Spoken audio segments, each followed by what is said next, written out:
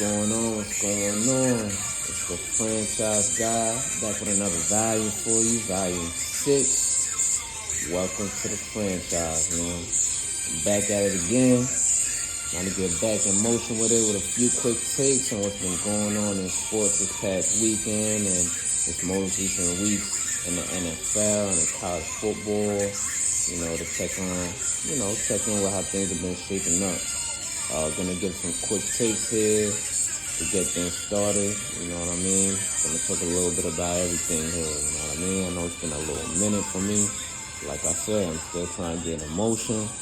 I'm about to come back here, give a few of my takes of what's been going on recently in the NFL.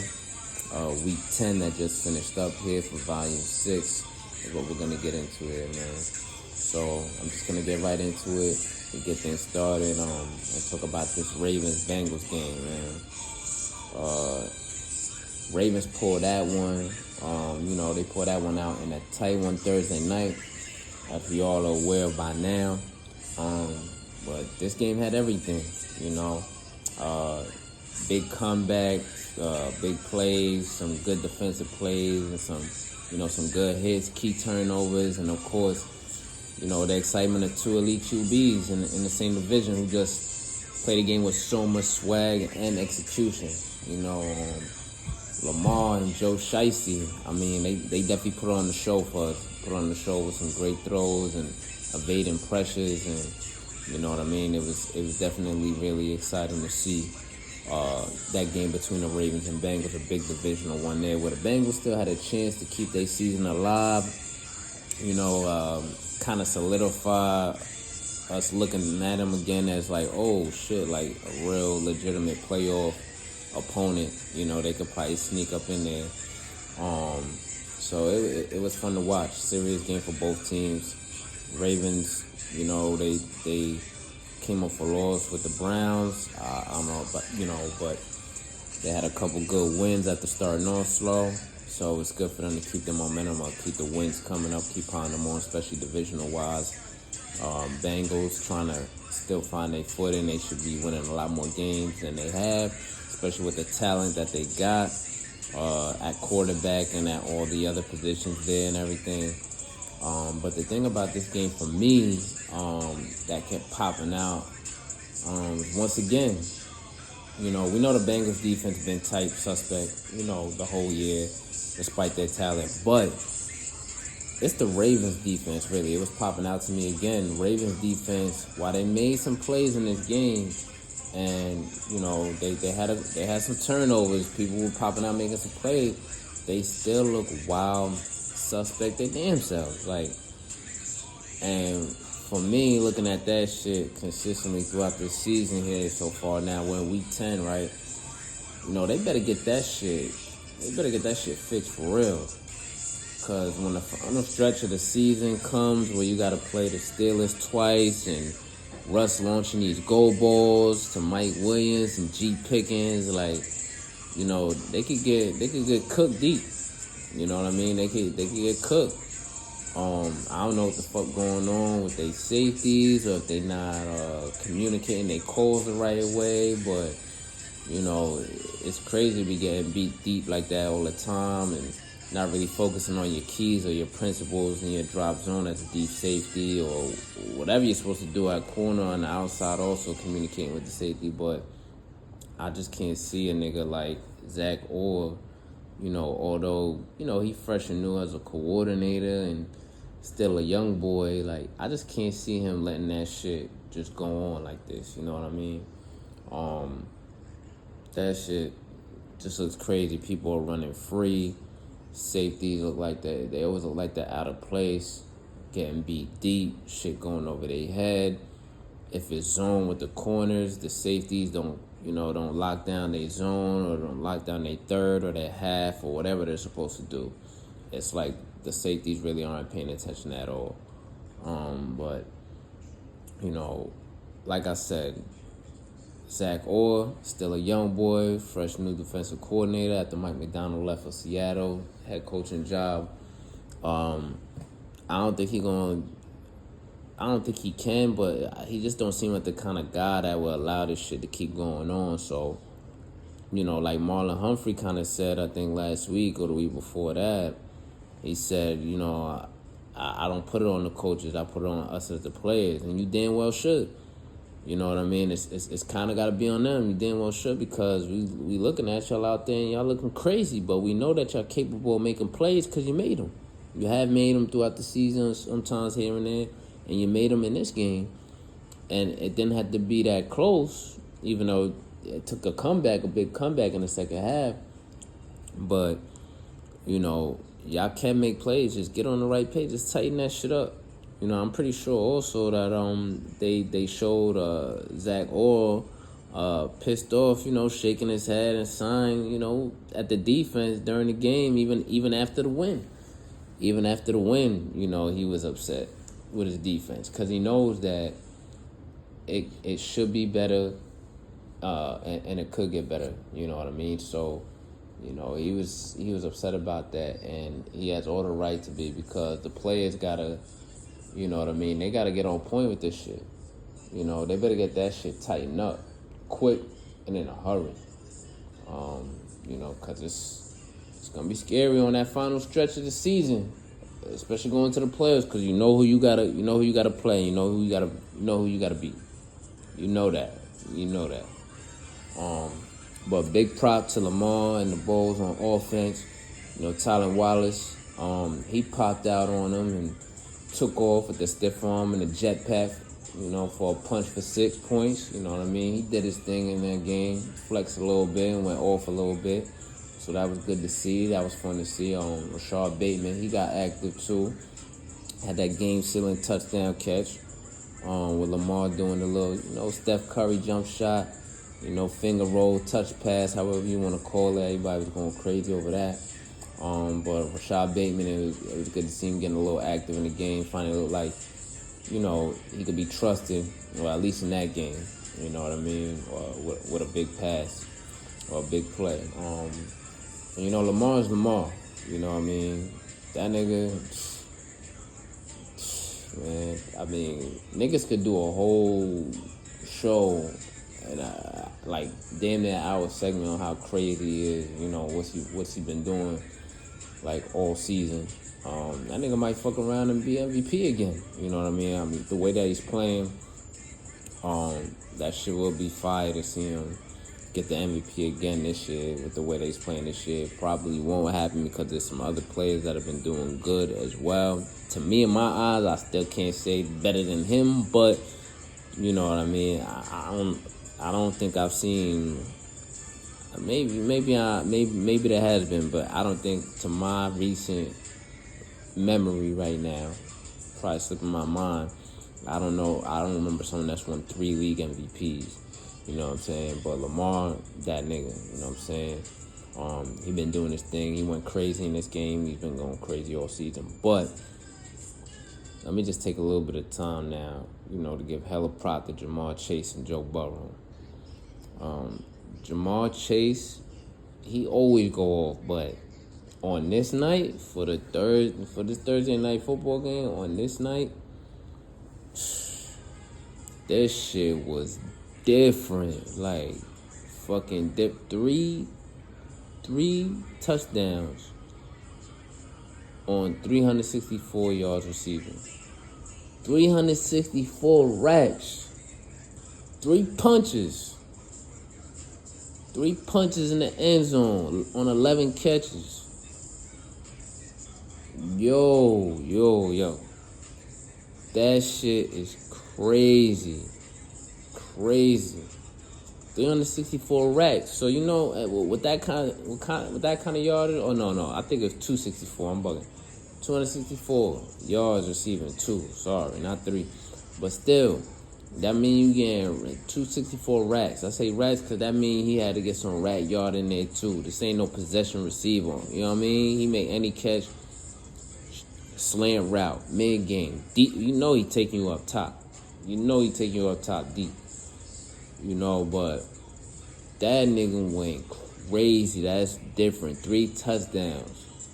running wild on this Baltimore defense, and yeah, prop to Joe B for sure for getting him the ball, but like my boy was cooking that whole defense by himself. Cooking that defense inside and out. Like I said, Jamar Chase, one man world beater right there. He'll beat you from every level. Slant route on the shallow route, mid game, beat you deep, racks on you, racks on racks, running it up on you. You know what I'm saying? Like, but this game was a monster game. Crazy. Definitely a big flex for Jamar Chase. You know what I'm saying? Jamar Chase straight to the bank with it. You gotta pay that man. And especially with, the link and the connection that he got with Joe Burrow, the Bengals still want to stay relevant, number one. Number two, stay competitive. And then number three, still, get back to the playoffs to be a perennial playoff team again. They got to sign that man. They got to take care of him. It would be cool. It would be a good thing, too. You got to sign back T. Higgins also, but we already know how they operate. That's asking a little too much. I think they're gonna pay Chase, but now not paying him before the season started and looking at the shit he doing now. It's gonna be a big ass contract and shit. So that probably says it's a dub for T. Higgins, who's nice as hell too. He could probably be a number one on any other franchise, or a really good number two, which he is with the Bengals on any other franchise. So once they have to pay Chase, it's probably a dub for him. He's probably out the door. But yeah, that nigga Chase is a baller, son. He's that ball. Like, he's that ball. It's just him and Jettis at the top in their own fucking class right now, as far as I see it. You know what I'm saying? It's just, yeah, Jamar Chase and Jay Jettis. Trust. Like, they in their own fucking class. But great game, though. Big win for the Ravens as they keep trying to stack some more wins. Put themselves in a position for still a good playoff seed, a solid playoff seed and everything. Maybe higher, but, we'll see how things shape out in the AFC. The Chiefs are going to have that top seed as they remain undefeated right now. And also, who knows? Like, who knows? The fucking Bengals might fuck around and come back again. But 6 losses, but 4 wins may not be likely. But shit gets crazy. And around Thanksgiving and after Thanksgiving, around Christmas, shit gets crazy in the NFL. So you never fucking know. All right, let me now get into the rest of the games for Week 10 on Sunday. I'm gonna start with the Commodores and the Steelers. Great game from the parts of it that I was able to catch. I was on the clock, G. Pickens kept going off, doing some OD wild shit with them catches. Like, shaking my fucking head at some of the shit that I was seeing. Like, he was doing his thing. He went off. He had a touchdown in there, punched one in. You know what I'm saying? He had a touchdown catch. Actually, that shit looked like it was some Matrix shit. I can't even say it's a punch for a score. You know what I mean? But yeah, he was doing his thing. But yeah, on the other side, the offense battled back for Washington as well. They were doing some numbers. I mean, the stats, depending on where you're looking at in the stat box here, completions or yards wise, it didn't look all that good too much for both QBs, but plays were made. Certain throws were made. Steelers, they was able to pull it out, even though it was looking a little shaky, a little funny a little bit in the end for them. But they still said, fuck all that, nigga, give me that dub. Like, we took that. You know what I mean? So it's a good win for them. Next week, I believe they go against B-More. So, it's gonna shape up as a great matchup. Of course, playoff vibes in the air. It's always a good matchup though between Baltimore and the Steelers. No matter if both teams are trash, one team is trash, one team is going to the playoffs, or both teams are playoff bound, which is looking like now. So it's gonna be even more lit and more hype. You know what I mean? I know that for sure. First meeting of the season for these two also, so it's gonna be big. You know what I mean? I look forward to it. We'll see how this shit go down. But definitely big playoff vibes for sure. It's gonna feel like that, and it's most likely gonna look like that in this game. I could see that for this game, but good win for the Steelers. The Commanders, they're still in good position. They still played a good game, put up some points, put up 27. Defensive lineman jumped off all sides on the very last play. Rookie kid, rookie mistake, it happens and stuff. They still got a good record, and it wasn't an in-division type game. They played an AFC opponent. So they're still in good position, and definitely don't really got to worry about, the dumbass Cowgirls and who got washed by Philly, but we're not even gonna get into that one too much. Fuck that. We're not getting into that at all today. that Philly and Dallas game. But yeah, Commanders still in good position, got a good record still. I think they fall to 7-3 now. So they're still in good shape. They got a big matchup next week also too against Philly. So it's gonna be lit. I mean, shit might really go up in that game, and as a low-key playoff vibe type game too. Shit, I mean, fuck it, high-key playoff vibes in that game. Philly coming off the big win against Dallas. Philly getting shit together now. It seems like the coaching staff and the players and the vibes is on the same page now. They all in motion, going in the right direction. As they should with all the talent that they got over there. Saquon Brown is back.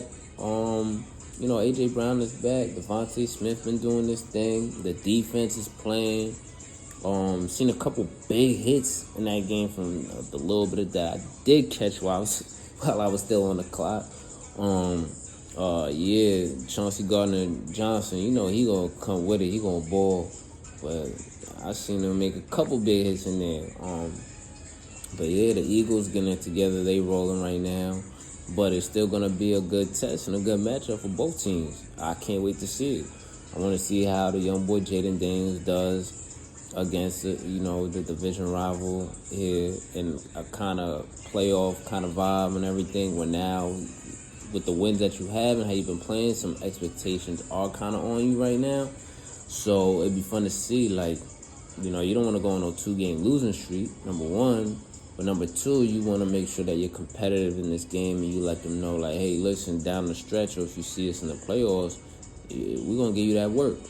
You know what I mean? And for the Eagles, they want to be on point and get their shit together and be like, look, we still top dog here in this division. The rest of the other niggas ain't shit. The Giants and the Cowgirls ain't shit. We top dog. We see y'all as an upstart. You got the young boy coming in doing this thing, but we still the fucking top dog here. So we gonna take care of business. So it should be fun to see, a good test for both teams, and I'm definitely loving, the playoff type vibes in both of those games. With Baltimore and the Steelers, both with good records, and the Commodores and the Eagles, both with good records. Good test, good to see. It's gonna be an entertaining watch also. So next, let me see here what we got next on here. Yeah, so next the Niners, they beat the Bucks here. All right, so from what I seen here in the score, they beat the Bucks in a tight one. I wasn't able to check in and see how that game actually went, but goddamn, the Bucks, they've been keeping it close against these teams without all their weapons in, and that's tough. That's tough right there. I mean, Baker still look like he balling, doing this thing. Even without Mike Evans or Godwin or the usual, weapons that he has week to week. I think they even had some injuries on defense as well, I want to say they might have. But the Bucks always historically have been a tough team. Even if their quarterback position isn't all that good, or, they usually have lost a lot of tight ones, a lot of close games. But it's just crazy to me, man. they keep every game very competitive without their weapons, with injuries, or they're always in the game. But like I say, with this game here, both teams really needed a win on some real shit. Especially Tampa, but also San Fran, because that division is wild right now. You know, just like I said, that shit is the wild, wild west. But you know, everybody know that. You know, it might be a dub for the Bucks now for sure, but the division that they're in the NFC South is still kind of funny. So you know, it's still a good amount of football left to be played. And shit, with the NFC South, who the fuck knows with them niggas? You know what I mean? Especially with the Saints beating Atlanta this week, 20-17. Some wild shit, like wild shit. So you know, we'll see with that. But San Fran, they took care of business. They stole that dub in the end there, 23-20. From some of the information I was able to get from that game and everything like that, they were having some special teams issues. Kicker wasn't making their field goals. Nigga Debo went in and swung off on niggas and shit. You know what I mean? Trying to snuff the kick out. Damn, nigga, you trying to snuff the kick out and want smoke with the long snapper too? Yo, that's crazy. Now that's really on some shit like. Probably on some shit like how the NFL players really be feeling sometimes. Like the kicker, you got one job. Like, bro, you don't really do shit for real but kick the ball, right? We out here tackling, getting hit, making plays, playing through injuries, going crazy. And you not making your field goals? You're not making your kicks? You got one job? Like, that's probably how the NFL players be feeling in real life and be like, yo, I'm about to swing on this nigga, bro, if we lose this game over this shit. And that's what it looked like. It looked like Debo's intrusive thoughts won in that from the little clip that I caught. But I'm still like, damn, bro, you really swinging on kickers on TV? Like, but shit, that shit probably happens in the locker room behind the scenes all the time. But San Fran really needed that win, so I understand how tense, how intense that the energy was probably on the sideline, or the energy was just coming into that game, because you still want to be respected as the NFC champs, reigning NFC champs for what, 2 years in a row now, or a few years now, within the last few years now. So you still want to establish yourself to other teams that we're still the top dog to be fucking dealing with in this division, number one, and in the full division as far as in the playoffs. So we gotta win this fucking game, because it don't matter what our record is gonna say right now or after the regular season said and done, because we had injuries and adversities to go through and everything like that. But y'all know that once we get in the playoffs, we're gonna fuck niggas up. And I really believe, like I said before, that is San Fran's mentality, as they should, because they've been able to prove it. They've been battle tested. They went through so much adversity, that injuries, adversity stemming from tough playoff losses from years before, the tough Super Bowl losses. You know what I mean? So a nigga like Debo, he could get mad like that and kind of swing off and shit like that. You know what I'm saying? Because he was there for this whole what's it been, 5 to 6 years now, or 4 to 5 years. If I'm incorrect, of just trying to get to the Super Bowl and trying to win a Super Bowl, and they haven't really been able to get over that hump. So when you're in a situation now where you're kind of at you're like 500, but you should be better, but you had injuries, but you had some slip-ups and some close games, or some games it's like, what the fuck you gonna lose in this game? You know what I mean? This is the time now, like, yo, fuck it, it's time to turn shit up now. Time to turn shit up. Let's get back in motion like how we do. You know what I mean? And let's finish out this stretch here. Let's finish out this stretch here on a high note, so we get that number one seed in our division. I don't give a fuck what seed we get in the playoffs, but by the time we get in rhythm, get in motion, we're winning the division. It don't matter who we play in the playoffs. We're gonna bust they fucking ass. So I believe that's the mentality, especially a nigga like Debo. You know what I mean? But shit, we might have to circle back on that game, or just circle back on both of these teams and see what the fuck happens. You know what I mean? It's definitely gonna be fun to see the highlights after seeing some of antics I was seeing and seeing how the game turned out, being real close still. Like I said, Tampa Bay still a good team, still got good talent. They just lose a lot of tight ones, even without their weapons. Chiefs Broncos game, Chiefs won. I don't even know what the fuck happened yet in this game, but I'm gonna try and tap in and see what the fuck. Let's be real. Let's be real here. Like, we knew that this game had the potential to be tight because it's just that weak in the schedule, I believe, for like all teams right now to be like, even if it should be an easy one, and no game in the NFL really is easy, but division rival Broncos, not as good as far as rivaling the Chiefs firepower-wise, this and that, but that defense is tough, and the offense is competent enough, I guess, or efficient enough, I guess, but this is one of those where I felt like it had the potential to be tight, but we damn well know that the Chiefs was going to win that game anyway.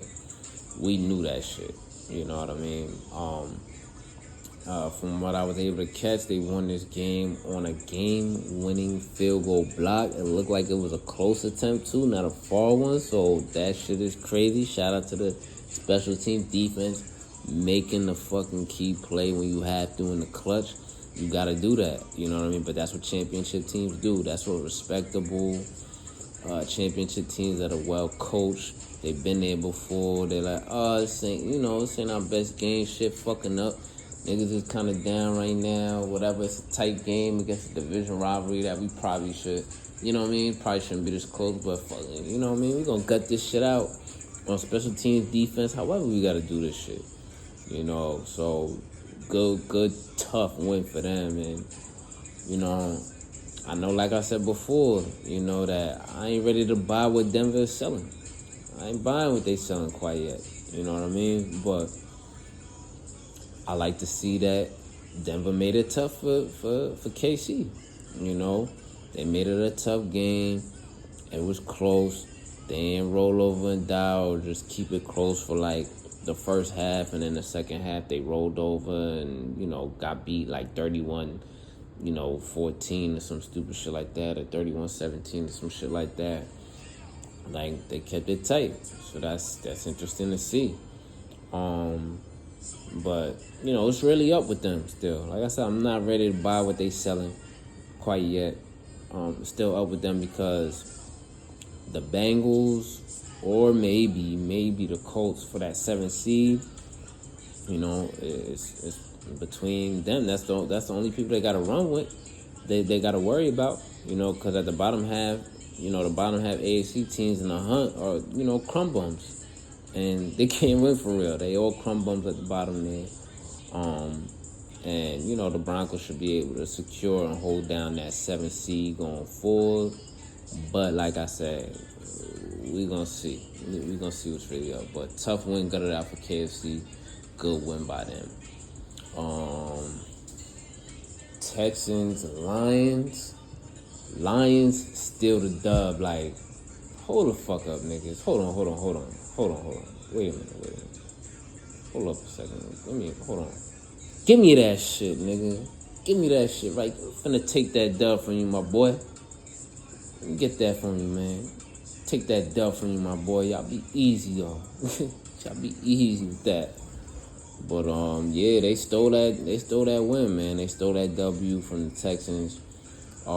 Shit was crazy because, I got back to the crib, put the game on, and saw something like 17-0 or some shit. And I was like, I bet. Like, I'll catch the second half, probably be a little comeback. Let me get some food right now. You know what I'm saying? Go get some food. Then I keep getting noties like, Jared Goff threw another interception. Jared Goff throwing wild picks right now. I'm like, it's a dub. Like, they just ain't have it this week. That's fine. Texans is a good team. Whatever happens. And then niggas fucked around and came back and won that shit. Stole that dub. Like, nah. Let me get that up off you, my boy. Like, you ain't going nowhere with this. I'm taking this shit. I don't give a fuck. But I don't know how them niggas did it. But I do want to also circle back on this game as well, cause how the fuck did they get this win? I gotta see this shit. But great comeback win for the Lions. Let us see it. They are a team that is solidified, a solidified seed. You know, they're gonna be a top seed, obviously, in the NFC. And they're going to be something to worry about. But it's about the playoffs for them. This regular season is regular season. You're on a hot run right now. You only got one loss. But it's about the playoffs. They had a nice playoff performance last year. Flopped against the Niners, although they came out real hot and real strong. They flopped with that comeback. Then the Niners do that comeback and do all this miracle shit. You know what I mean? But we got to see what they're going to do in the playoffs. That should be fun to see. But great comeback win for the Lions. I love to see comeback wins. I feel like games that I have been catching this season, it's been a lot of those. So that shit is fun to fucking watch. I'm mad that I snoozed on it just because I was like, yo, fuck it. Like, you know what I'm saying? I'm off of these interceptions and stuff. And I think when I was getting the notifications, I was still kind of out and about eating and shit. I'm like, yo, it's like the third quarter now, so I don't know what they really gonna do, you know. But you know, it's good to see those big comeback wins like that. But Houston, you niggas got some problems. I mean, this loss now, and after coming off a loss to the Jets of all teams, you know what I mean? Y'all niggas better tighten up. You know, y'all still a playoff team, so it's good. Still a playoff team. Y'all gonna be there and all that. I understand the injuries, Nico Collins, then, you know, Diggs is out now. They still got solid wide receiver depth. You still got, what's the young boy name? The slot receiver. Tank. You still got Tank Dell. Got Hutchinson, a little bit of a role player, receiver role. Still got John Mechie, you know, shout out to him, beating cancer. You know, he had a touchdown and everything like that. So your reserve should be able to hold, you know, against, you know, lower level opponents and shit. But it's that O-line, man. That O-line, you know, that O-line gonna fuck up the season in the post if they don't fix that against the real heavy hitters in the post. You know what I mean? The postseason. Postseason, that is. Yeah, if they don't fix that up, and tighten that up, it's gonna be a problem. You know, competing in the postseason. It's definitely gonna be a problem for C.J. Stroud. It already is. Niggas is getting low-key tackled and stripped by their own fucking old linemen and shit. Like, I don't know what the fuck that nigga was trying to do there on that play. Like, what the fuck are you trying to do? What do you think was going to happen? He was going to give you the ball and you was going to try and run for a first down or 5 yards? Like, no, nigga. Or you was trying to pull him up? Like, no. There's other niggas behind him tackling him that you should have blocked, and you facing him while your back is turned facing more niggas that you should be blocking. So what the fuck was that? This is not a football play. It didn't look good. It looked ugly. And yeah, CJ Stroud, man, you know, he definitely seems like a dude that could hold up. So I ain't worried about him getting hurt or anything. But still, like, you can't take that many hits at the quarterback position. You know, injuries and all, guys that will be coming back and stuff. You want that O-line to be tightened up and fixed so that they can really do their thing in the playoffs. You know what I mean? Maybe get more than just one playoff win or just get out the first round. But I tell you one thing, O-line like that, you might not even fuck around and make it out the first round of the playoffs. You get bumped easy like that because, you know, the playoff motherfuckers are going to come crazy, especially with the heavy hitter teams that you might have to face, you know, like the Ravens, the Bills, you know what I mean? So you could, or the Steelers in the first round. If you got to face any of those teams with the way that they have some players and some ballers up front, you fucked. You know what I mean? Yeah, especially against the Steelers. You got to play the Steelers in the first round. You know, with Watt, T.J. Watt, and them boy T.J. Watt, Smith, if he comes back off the ankle, Preston Smith they got now and shit. Like, what? Yeah, that's not gonna be. You ain't gonna have fun doing that in the in the playoffs. So they gotta tighten that shit up quick and in a fucking hurry because CJ Stroud gonna keep getting sprayed up with that pressure and might fuck up everything they got going on. But they're still a good team. They're still a good playoff team. Got good coaching. Got a good offense. They got Nico Collins should be coming back off an injury soon. I think he played in this game.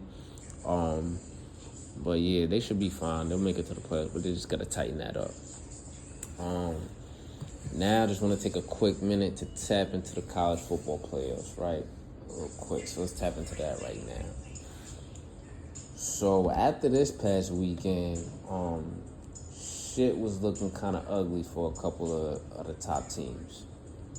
Georgia got washed by Ole Miss, and Miami got beat again by G-Tech. So I don't know if the seeding will be a big difference for both of them. If they finish out strong before the playoffs, I don't know if it's going to be much of a difference now since they both took a loss this weekend. So they probably stay, in the same seed that they was in before this weekend. So yeah, it probably won't be too much of a big difference. But as it shows so far from what I've seen, both Georgia and Miami first round bye with BYU and Oregon, who also had the same first round byes with their playoff season right now. Oregon's ranked number 1, I believe. And I think what was BYU? Not too sure in this season, but they're top seed obviously. I think they're number 4. It should be number 4 because I believe no. Miami's number 4, Georgia number 2, so that means they're probably number 3. But here's the shit right here. For me, here's the shit right here. Whoever wins between the Texas and Bama game in the first round of the playoffs plays Miami as the first round bye.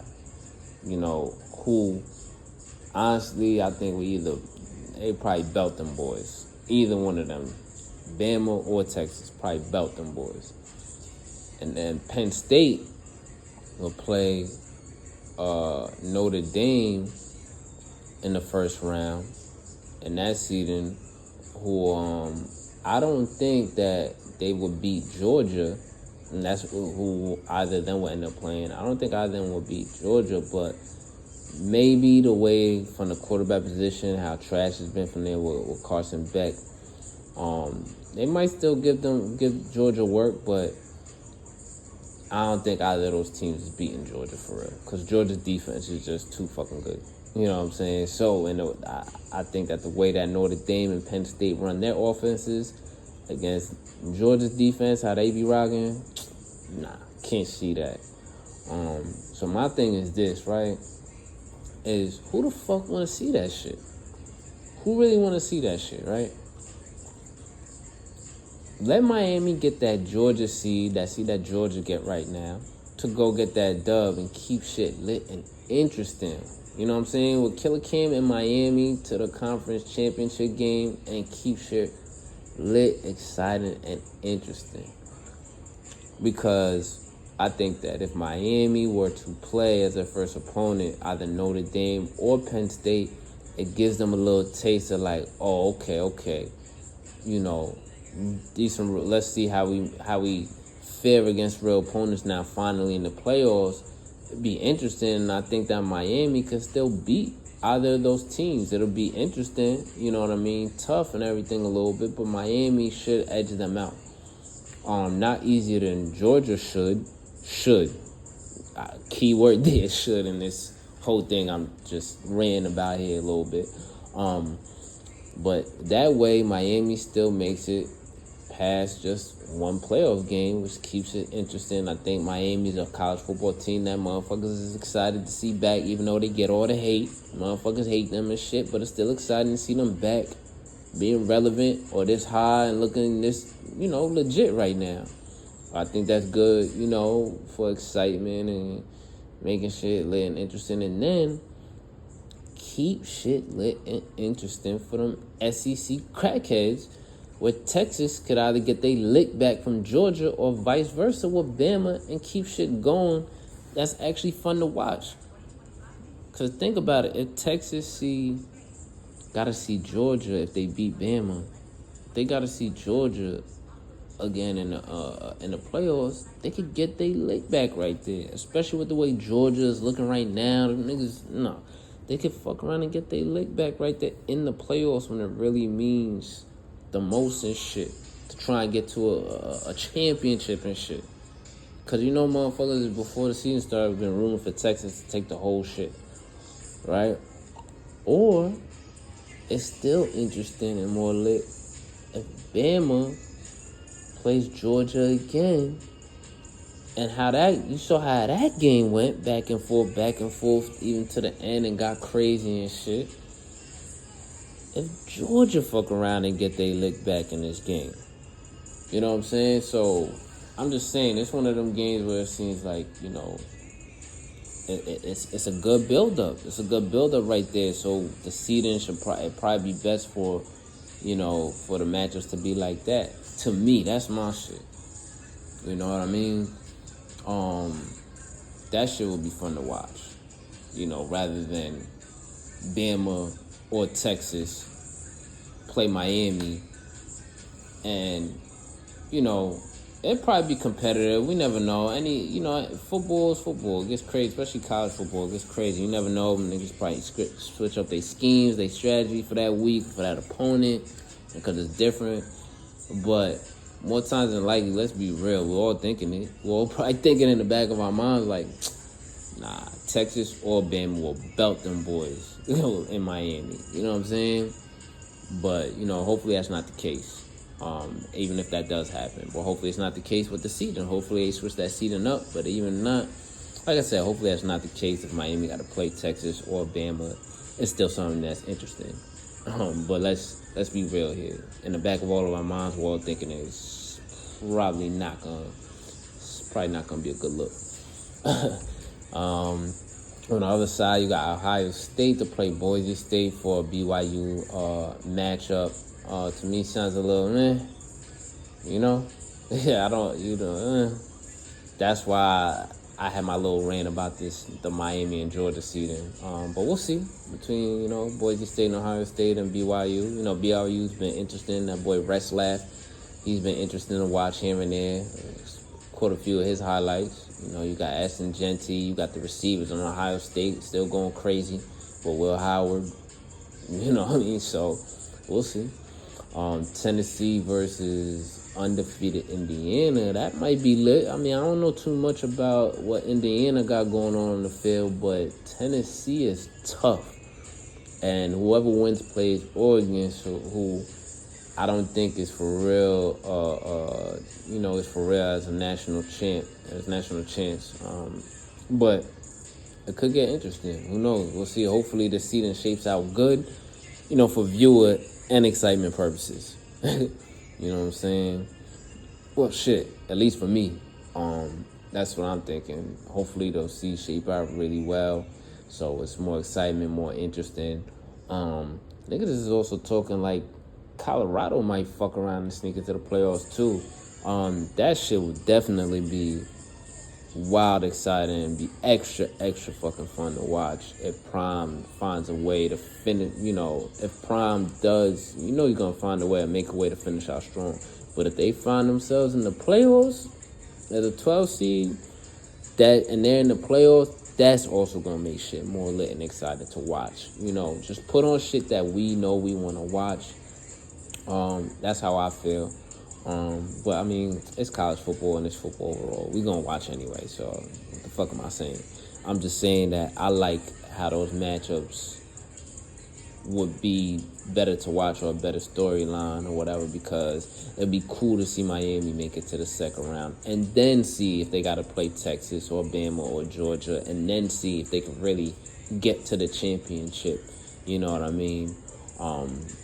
Whereas they just get, you know, they just get washed, and then it's just, you know, Georgia versus who?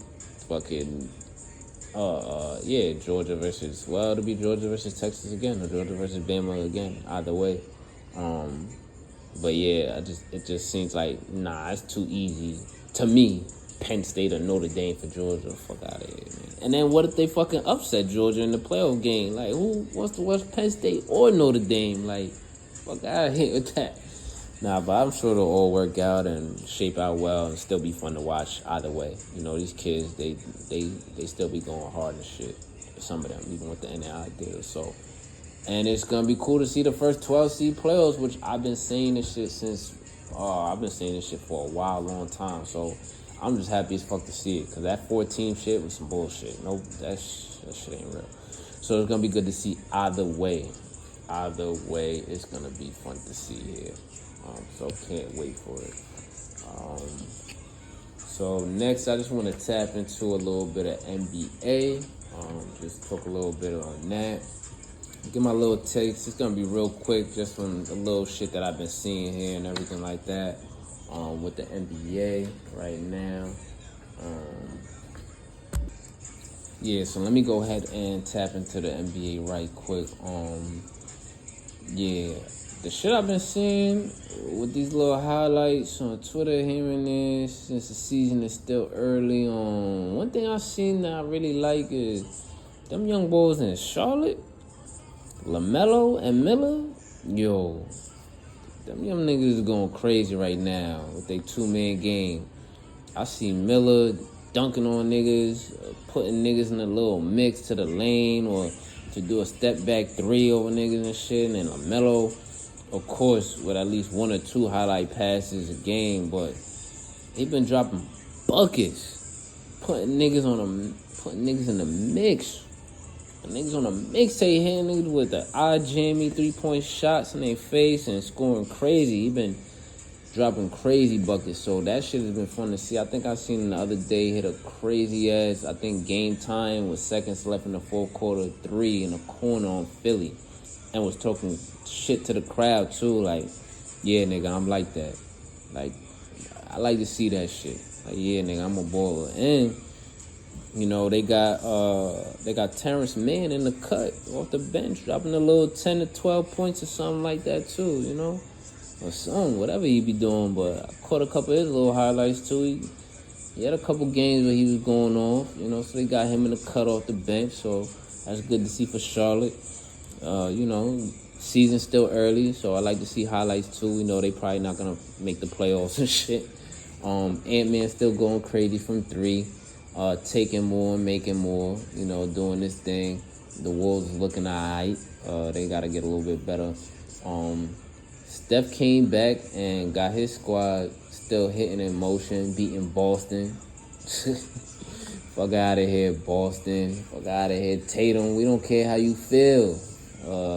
But then niggas fucked around and got belt by the Cavs. Like, huh? Like, the fuck? Got belt by the Cavs after that. Like, yo, it's crazy. But then I just seen the young boy Jalen Green put Cade Cunningham on a fucking poster. That shit crazy. And from the little bit I was able to gather and what I'm seeing around on some posts, it looked like this might have been a lick back in the making from time. You know, from when they was young and they little camps or some shit like that. AAU camps or whatever it is they do. You could kind of tell because, you know, Green was wild amped for a minute after the dunk. You know what I mean? So that shit was good to see. He just yammed it on Cunningham. Put him on a poster. Shit. Yeah, it's pretty nasty, but it was dope to see. Yeah, I want to get into a little bit more of the NBA stuff that I'm hearing. You know, niggas is already talking about trades. Some teams are losing. Niggas is talking about Giannis getting traded and, you know, maybe what's going to happen with Jimmy Butler if Miami is losing. But we know how they be moving. They're going to keep that same team together and still try and crunch out a playoff spot in the play-on and win a playoff series with a bunch of fucking backup players that just play hard for sport. You know, the Knicks, still the fucking Knicks, you know what I mean, losing games that they shouldn't. It's still, like I said, still early in the season. Cat still looking good. He's scoring here and there. They lost to Atlanta though the other night. The fuck? What kind of shit is that? Who the fuck do they got? Like, who do they have left besides Trey Young and Clint Capella? I don't even fucking know. But whatever. I mean, Trey Young is kind of in their head, you know. So he be taking them dubs at the Garden. The trade talk is funny to me because with the Giannis shit, and I'll get into that more. I want to get into that a little bit more. But some of the trade stuff that I was hearing and seeing, I'm like, are you fucking kidding me? Like, what's going on here? And some of the other teams I see doing their thing. Lakers took a little bit of a step back, but they still look like they're doing their thing and still playing good. And JJ still look like he coaching them up how they need to be coached up right now. The Suns look like they kind of on fire, but they the Suns, so we'll see how the fuck that shit go. You know what I mean? And just tapping with a lot more of what's going on right now early. Just a couple little things to highlight and talk about, you know, to keep your eye on with the NBA. I know it's still wild early in the season, but I've been seeing some fun highlights, some fun games, some fun plays and everything. So still talk about that a little bit. And I definitely want to look into that more with this Jalen Green shit and Kay Cunningham with this lick back. Because I think there's a little post with a video about it. I'm going to dive into that. And I got to circle back on that one for sure. But for now, I'm going to wrap this one up for Volume 6. You know, it's the Franchise guy doing it like I do it for TV Vibes. I'm going to catch y'all on the next episode and the next volume. Y'all be easy out there.